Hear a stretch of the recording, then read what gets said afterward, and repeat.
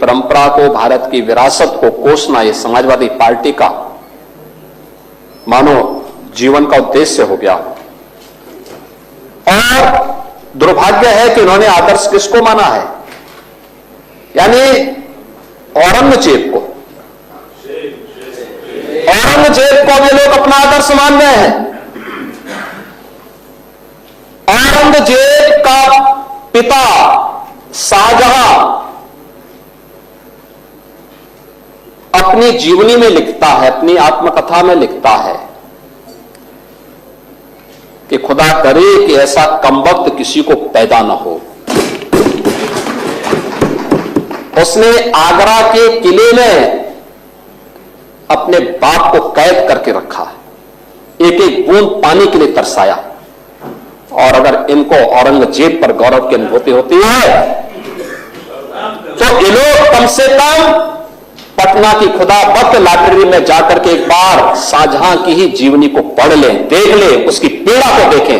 हां, जिनका आचरण औरंगजेब जैसा है वे लोग औरंगजेब पर गौरव की अनुभूति करें, लेकिन भारत को कम से कम इस पर न करें। और समाजवादी पार्टी को इसका जवाब देना चाहिए।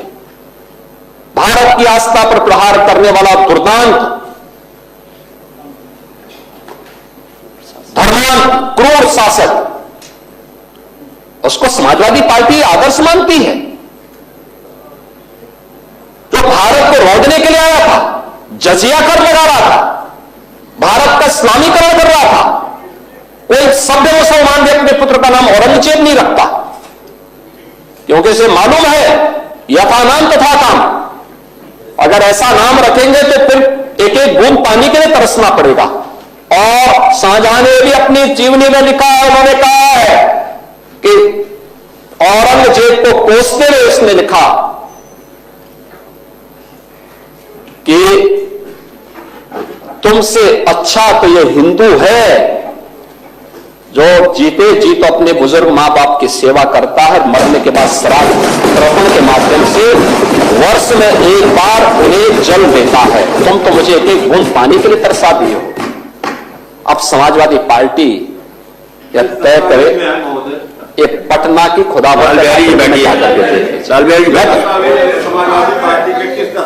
ये समाजवादी पार्टी का नेता, आपका विधायक घोषणा करो ना, उस कमबख्त को निकालो पार्टी से और उसको एक बार यूपी भेज दीजिए, बाकी उपचार हम अपने आप करवा लेंगे।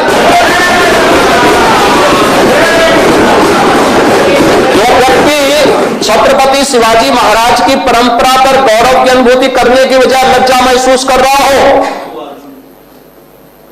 और औरंगजेब को अपना नायक मान रहा हो, क्या उसको भारत के अंदर रहने का अधिकार होना चाहिए क्या?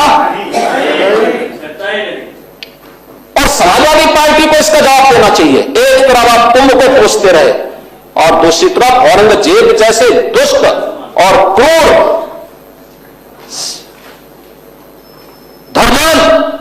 मंदिरों को तोड़ने वाले व्यक्ति को, भारत की आस्था को निर्मलता के साथ रौंदने का कार्य करने वाले व्यक्ति को महिमामंडन करते हो।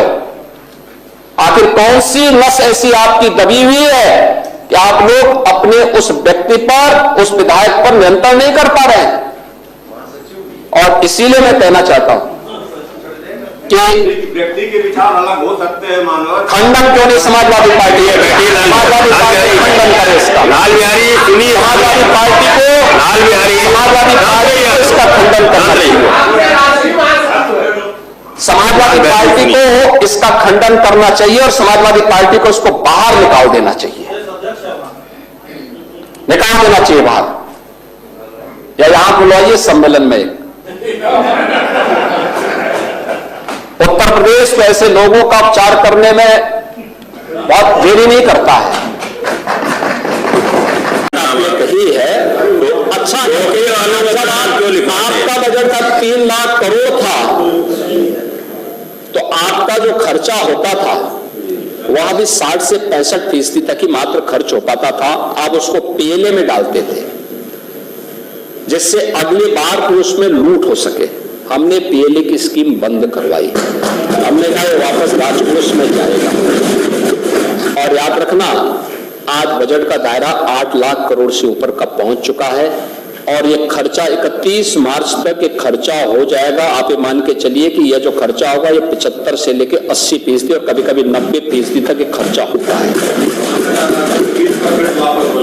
नहीं, वापस नहीं होता है, फिर उसकी एसएनडी पहले से तैयार रहती है, उस पैसे को उनको वापस किया जाता है।